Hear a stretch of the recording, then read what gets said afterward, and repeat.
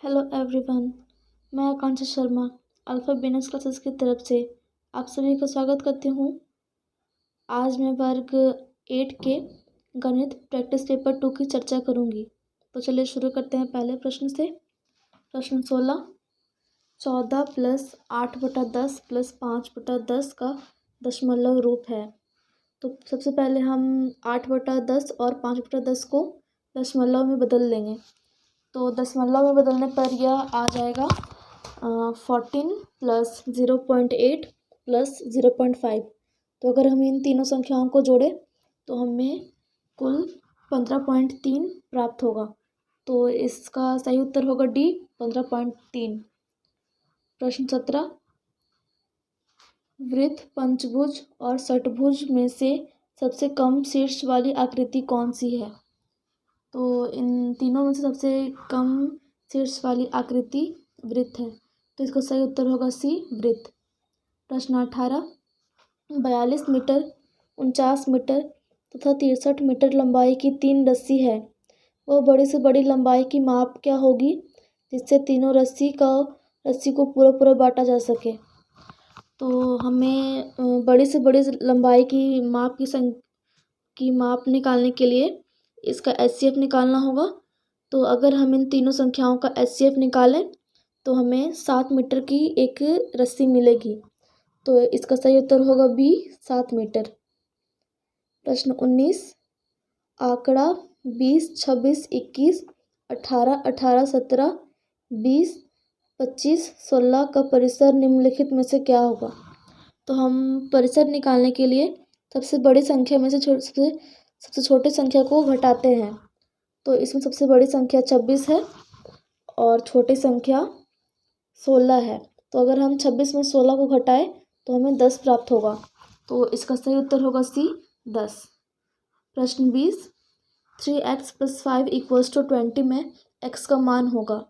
तो अगर हम इस इक्वेशन को सॉल्व करें तो 3x = हो जाएगा 20 - 5।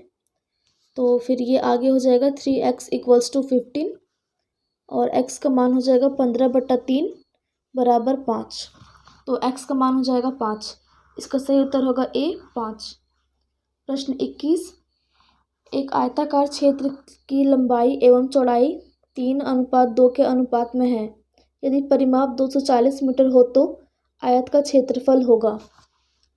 तो लंबाई और चौड़ाई को हम क्रमशः 3x और 2x मानेंगे और क्योंकि इसका परिणाम पहले से ही दिया हुआ है तो हम लंबाई और चौड़ाई को निकालने के लिए आयत का परिमाप निकालेंगे, जो कि होता है 2 गुना लंबाई + चौड़ाई बराबर आयत का परिमाप।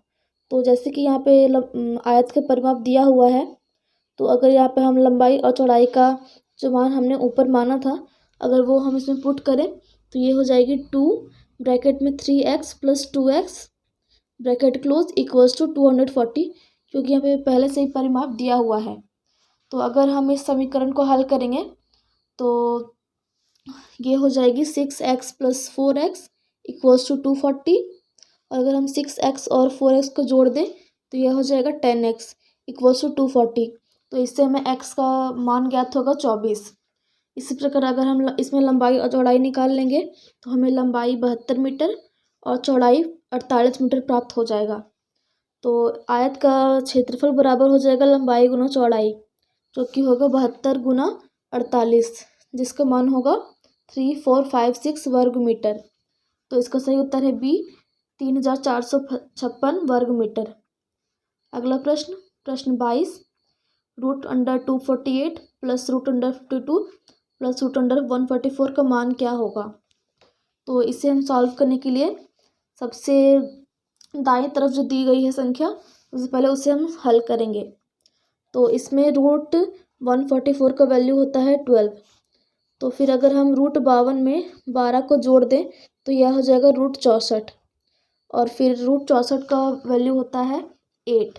तो अगर हम √248 में अगर 8 को प्लस कर दें तो यह हो जाएगी √256, जो कि 16 का स्क्वायर है। तो √256 = 16 हो जाएगा। तो इसका सही उत्तर होगा सी, 16।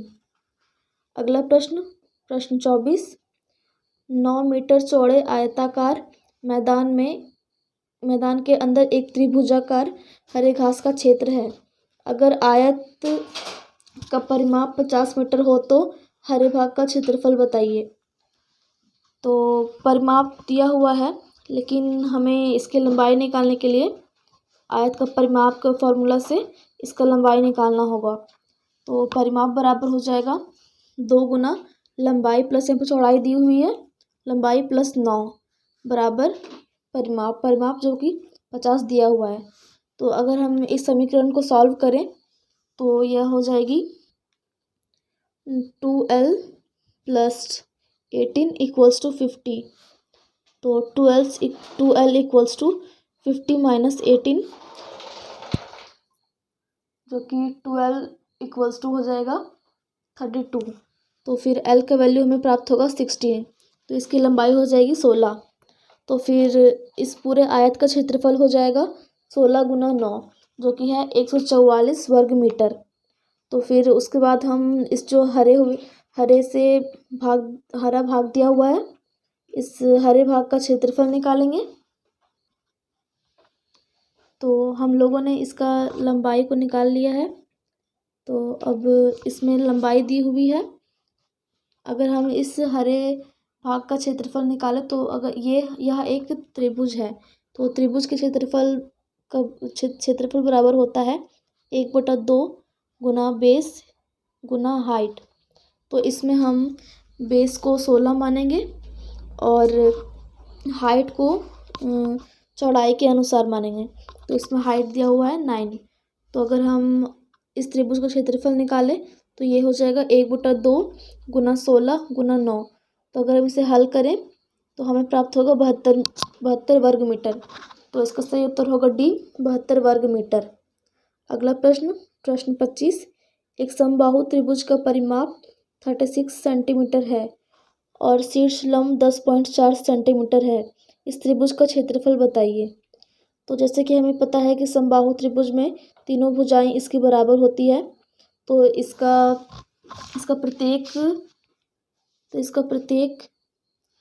प्रत्येक साइड 12 सेंटीमीटर का हो जाएगा। और फिर इसमें हमें इस त्रिभुज का क्षेत्रफल निकालना है। तो त्रिभुज के क्षेत्रफल का फॉर्मूला होता है 1/2 गुना बेस गुना हाइट। तो फिर इसमें हम बेस उसके एक साइड को मान लेंगे, जो कि है 12 सेंटीमीटर, और यहाँ पे शीर्ष लंब जो कि हाइट वो दिया हुआ है 10.4 सेंटीमीटर। तो अगर हम इसे हल करें तो यह होगा 1/2 गुना 10.4 गुना 12। तो अगर हम इसे हल करें तो हमें 62.4 वर्ग सेंटीमीटर प्राप्त होगा। तो इसका सही उत्तर होगा बी, 62.4 वर्ग सेंटीमीटर। अगला प्रश्न 26। 25 रिक्त स्थान 802 में खाली स्थान पर कौन सी संख्या भरने पर यह 3 से पूर्णतः विभाजित हो जाएगी। तो अगर हम इसकी सारी संख्याओं को जोड़ दें तो यह हो जाएगा 17। तो अब हमें यह देखना होगा कि हम 17 में क्या जोड़ें कि वह 3 से पूर्णतः विभाजित हो जाएगा। तो अगर हम इसमें 4, 1 या 7 इन तीनों में से कोई भी संख्या को जोड़े तो यह 3 से पूर्णतः विभाजित हो जाएगा। तो इसलिए इसका सही उत्तर होगा डी, सभी। प्रश्न 27। संख्या रेखा देखकर बताइए कि इनमें से कौन सा विकल्प सही नहीं है। तो अगर हम इस संख्या रेखा को देखें तो अगर हमें ये पहले से पता रहना चाहिए कि संख्या रेखा में बाई ओर की संख्या हमेशा छोटी होती है। तो इसका सही उत्तर हो जाएगा सी और डी, क्योंकि इसमें ए से बड़ा बी है, ये भी गलत है, और डी 0 से बड़ा बी है, ये भी गलत है। अगला प्रश्न 28। दिए गए आयत और त्रिभुज से बनी आकृति का क्षेत्रफल क्या होगा। तो सबसे पहले हम इन दोनों ये त्रिभुज और आयत का क्षेत्रफल निकालेंगे। तो फिर इसमें आयत का क्षेत्रफल बराबर हो जाएगा लंबाई गुना चौड़ाई, जो कि 16 गुना 4 बराबर 64 सेंटीमीटर स्क्वायर हो जाएगा। और फिर इस त्रिभुज का क्षेत्रफल निकालेंगे तो इसका फॉर्मूला होता है 1/2 इंटू बेस इंटू हाइट। तो फिर यहाँ पे बेस हो जाएगा 8 सेंटीमीटर और हाइट यहाँ पे दिया हुआ है 6 सेंटीमीटर। तो त्रिभुज का क्षेत्रफल हो जाएगा 24 सेंटीमीटर। तो अगर हम इस पूरे आकृति का क्षेत्रफल निकालें तो यह हो जाएगा 24 प्लस 64 बराबर 88 वर्ग सेंटीमीटर। तो इसके ऑप्शंस गलत दिए हुए हैं, इसमें सही उत्तर होगा 88 सेंटीमीटर स्क्वायर। प्रश्न 29, एक गांव की आबादी 26,000 थी, अब 25,480 हो गई है। जनसंख्या में कितने प्रतिशत की कमी हुई है? तो इसके लिए हमें पता रहना चाहिए कि जनसंख्या के घटने का प्रतिशत बराबर फॉर्मूला होता है जनसंख्या में कमी बटा कुल जनसंख्या गुना 100। तो जनसंख्या में कमी निकालने के लिए हमें कुल जनसंख्या में से वर्तमान कम हुई जनसंख्या को घटाना रहता है। तो अगर हम इन दोनों को घटाएं तो हमें प्राप्त होगा, तो अगर हम 26,000 में से 25,480 को घटाएं तो हमें प्राप्त होगा 1520। तो अगर हम इसे आगे सॉल्व करें तो यह हो जाएगा 1520 बटा 26,000 गुना 100। तो अगर हम इसे हल करें तो हमें प्राप्त होगा 2%। तो इसका सही उत्तर होगा डी, 2%। अगला प्रश्न और आखिरी प्रश्न, प्रश्न 30, दिए त्रिभुज में एंगल 4, एंगल 5 और एंगल 6 के मापों का कुल योग कितना होगा?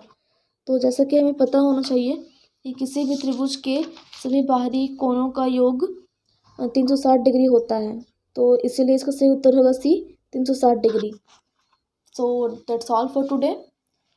और अगर आप लोगों को आज का वीडियो पसंद आया हो तो प्लीज़ इसे लाइक, कमेंट और शेयर करें और मेरे चैनल को सब्सक्राइब ज़रूर कर दें। और मेरे साथ वीडियो के अंत तक बने रहने के लिए आप लोगों को बहुत बहुत धन्यवाद। Thank you.